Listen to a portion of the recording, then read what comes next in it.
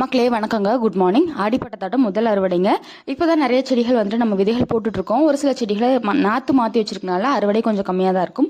முதல்ல பார்த்துட்டிங்கன்னா வெள்ளை நீட்டு கத்திரி, இதோட விதைகள் வந்துட்டு நம்ம தைப்பட்டத்தில் போட்டது. இப்போ தான் வந்துட்டு அந்த மேய்க்கு அப்புறம் மழை பெஞ்சதில் விதைகள் வந்து முளைச்சி செடி வளர ஆரம்பிச்சிருக்குங்க.